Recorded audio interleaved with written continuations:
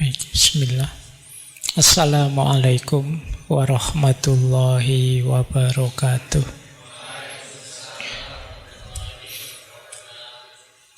Bismillahirrahmanirrahim.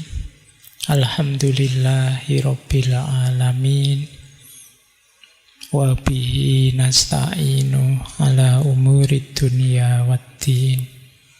Allahumma sholli wa sallim wa barik ala habibina wa syafi'ina sayyidina wa maulana Muhammadin wa ala alihi wa ashabihi wa man tabi'ahum bi ihsanin ila yaumiddin. Amma ba'd. Baik, bismillah. Mari kita mulai kajian kita, ngaji filsafat kita malam hari ini. Jadi ini nanti dikenal sebagai metode Montessori. Jadi cara mendidik anak dengan gaya Montessori. Boleh nanti kalau ada yang ingin membandingkan model Montessori ini dengan model yang lain, termasuk dengan hari ini kan terkenal sekali kurikulum Merdeka Belajar. Ini bagi saya mirip dengan itu, tapi untuk anak usia 0 sampai 6 tahun.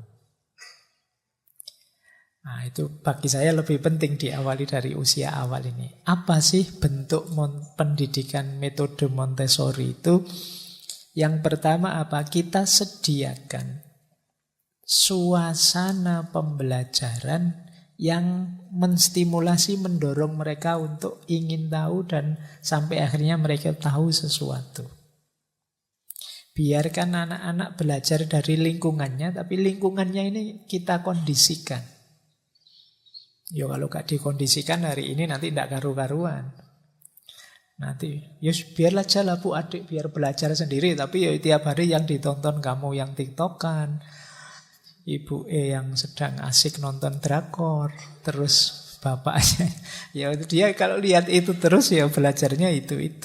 Ayo dikondisikan, ciptakan lingkungan yang menstimulasi otaknya, mendorong dia untuk ingin tahu dan belajar. Jadi bentuknya lebih pada kita hanya mengawasi terus biarkan dia belajar sendiri. Kita ciptakan lingkungan yang cocok untuk dia. Ranahnya ada 5. Ini formalnya sebenarnya. Ini prakteknya. Saya bilang tadi ya Montessori kan teorinya, metodenya banyak digunakan. Biasanya sekolah-sekolah yang pakai pendekatan Montessori itu menggarap 5 ranah ini. Bisa saja kalian imitasi di rumah kalian masing-masing. Boleh ciptakan rumah dengan model Montessori. Yang pertama apa? Practical life.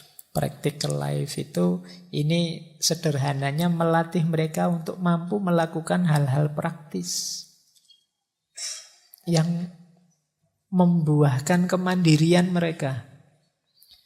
Latihan pakai baju sendiri misalnya, mandi sendiri dan lain sebagainya. Ini practical life. Makan sendiri.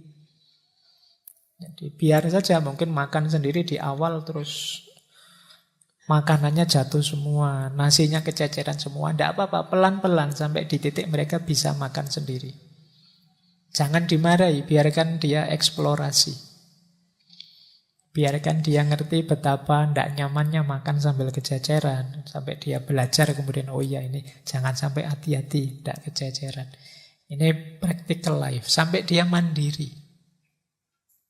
Kadang-kadang kita kan tidak telaten. Pinginnya bantu terus. Ya kalau dibantu terus ya dia tidak belajar. Siapa tahu nanti jadi ketergantungan. Mau apa-apa nunggu. Mau makan nunggu nanti kan disuapi. Kalau tidak disuapi akhirnya dia nangis. Karena dibiasakan dibantu. Yang kedua, selain practical life adalah sensorial. Sensorial itu yang berhubungan dengan panca indera. Pendengaran, penglihatan, meraba, menyentuh, dan lain sebagainya. Optimalisasi panca indera yang dimiliki, kemampuan pengelolaan pendaya gunaan. Mungkin tentang warna, mungkin tentang mendengar ini, mendengar itu, dan lain sebagainya. Yang ketiga, matematika, hitung-hitungan. Ini kan yang membuat kalian trauma itu kan sampai hari ini. Karena matematika itu kalian belajarnya langsung masuk di kelas, dikasih rumus, disuruh menghafalkan, diminta menerapkan. Jadinya matematika itu selalu ngeri hafalan rumus mesti. Bisa dikondisikan familiaritas kedekatan dengan matematika sejak kecil. Hitung-hitungan. 1 piring tambah 1 piring jadi 2 piring. 1 sendok tambah 1 sendok jadi 2 sendok. Ini menarik. Oh, banyak orang datang. Bedanya apa? Banyak sama sedikit. Bedanya. Ini kan fun matematikanya.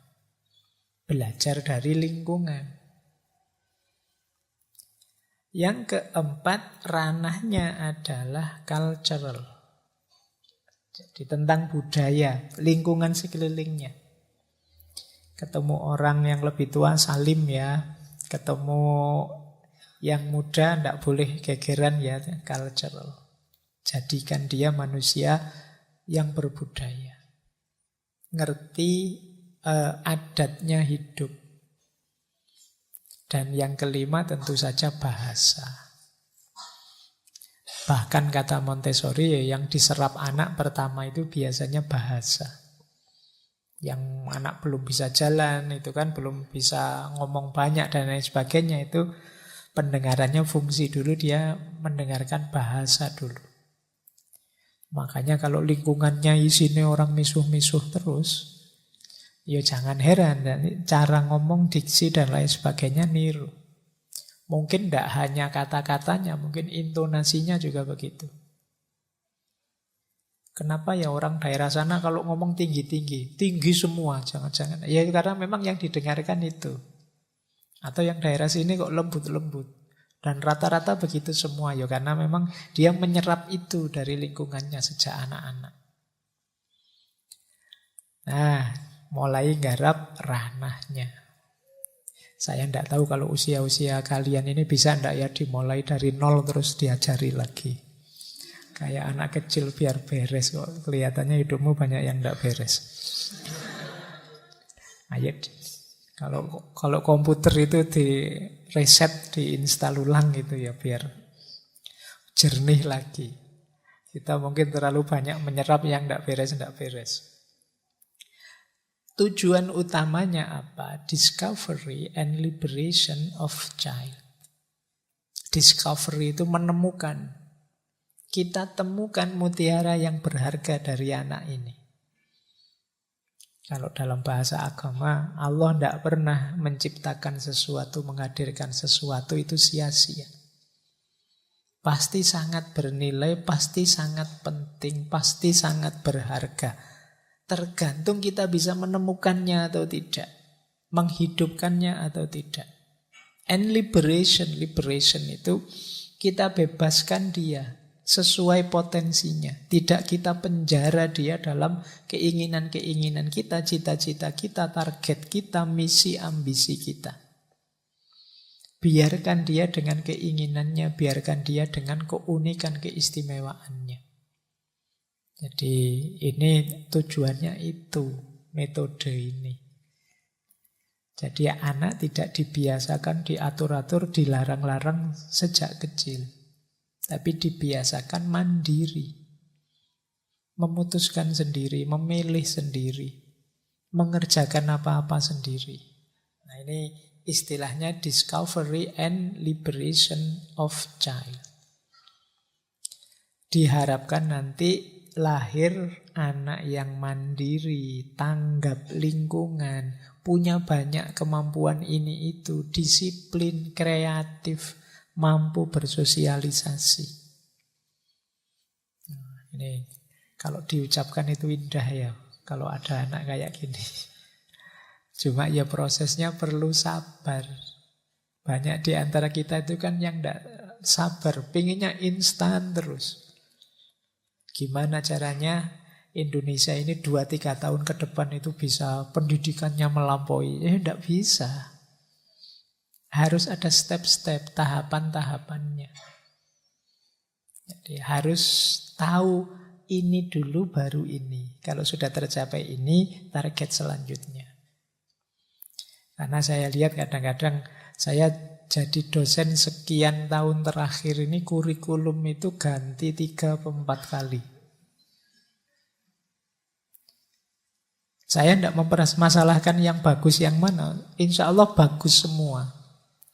Cuma ganti kurikulum berapa kali pun ya saya ngajarnya ya gitu-gitu aja. Mungkin dosen yang lain, guru yang lain juga begitu. Karena ketika ganti kurikulum yang berubah administrasinya. Jadi bukan kualitas orientasinya. Jadi guru-guru mikirnya gimana cara bikin ini yang benar, cara bikin itu yang benar. Begitu masuk kelas ya kaya biasa ya. Nah ini yang mungkin perlu evaluasi. Jadi baik. Jadi kuncinya di tadi ya, discovery and liberation. Strateginya memberi kesempatan anak untuk bereksperimen, meneliti, menelaah, melakukan sesuatu. Salah ya tidak apa-apa, nanti diperbaiki lagi. Keliru ya tidak apa-apa, nanti diluruskan. Jadi, ya kalau kayak bahasa iklan itu loh, kalau tidak kotor kan tidak belajar. Jadi tidak apa-apa, kadang-kadang kotor-kotor, kadang-kadang merusak-merusak, karena kadang anak kecil itu kan usil, latihan apa, terus dia ada gelas buat main-main pecah. Tapi kan paling tidak dari situ dia banyak belajar. Cuma kalau dibentak, dimarahi, mungkin setelah itu dia trauma. Tidak berani eksplorasi lagi. Biaya gelas pecah dengan biaya mentalnya yang pecah jauh. Makanya teman-teman, ayolah kita sabar, pelan-pelan. Nah, hasilnya nanti lebih detail lagi adalah yang pertama aktualisasi dan optimalisasi potensi dan bakatnya. Dari situ kan kita tahu, oh ternyata anakku ini, adikku ini senang dengan elektronik. Buktinya apa? Ono HP diperateli, ono radio dibongkar-bongkar, ono. Jangan-jangan dia memang bakatnya elektronik. Oh dia bakatnya nyanyi. Tiap hari menyanyi, terus tiap hari, itu kan ketahuan. Coba dilarang sejak kecil. Alah, berisik. Dia baru mulai nyanyi, kita marah-marah. Alah, mbok diem. Ayo, dia mati potensi nyanyinya. Yang kedua, memberi motivasi belajar. Ini menarik. Banyak anak yang mungkin karena ambisi orang tuanya dipaksa ini, dipaksa itu. Iya, dia jalankan karena dia tetap kalah power sama yang tua-tua. Tapi dia tidak nyaman, tidak cinta dengan yang dia lakukan. Misalnya anak dipaksa membaca, misalnya belum waktunya dia senang baca, harus baca, dibeliin buku ini, buku itu, novel, ayo dibaca. Mungkin dia akhirnya ya karena kalah power tadi terpaksa membaca. Tapi khawatirnya membaca ini dalam rekaman otaknya adalah pengalaman yang traumatik. Saya dulu baca dipaksa terus, jadi pokoknya baca itu rasanya ada. Dia tidak nyaman dengan membaca. Ya dia bisa membaca, tapi dia tidak nyaman dengan membaca karena strategi untuk menanamkan bacaannya agak keliru. Belajar juga begitu, dipaksa belajar. Akhirnya ya dia belajar, tapi belajar itu kemudian jadi pengalaman yang bagi dia traumatik. Nah, ini jangan dipakai jurus ya teman-teman. Kalau ayo mas belajar, wah jangan dipaksa dong pak, ngono kamu. Jadi ya kalau kalian harus dipaksa, wis tua kamu. Kalau tidak belajar kapan lagi? Jadi banyak pengalaman-pengalaman harusnya ini penting, berharga. dalam diri anak-anak berubah jadi pengalaman traumatik. Jadi kita sering harus bisa ini, harus bisa itu. Tapi cara memerintahkan, mengajaknya menyakiti mentalnya, menyakiti pikirannya, menyakiti jiwanya. Akhirnya dia mungkin melakukan itu tapi dengan berat hati atau dengan traumatik. Mungkin besok kalau dia punya power, punya kekuasaan, dia alah sudah tidak usah baca lagi, tidak apa-apa. Ya sekarang dia powerless, tidak punya kekuatan, tidak punya daya tawar. Nah ini boleh ini dikiaskan ke banyak kasus, mungkin ngaji, mungkin hafalan, mungkin macam-macam yang jangan sampai jatuhnya trauma.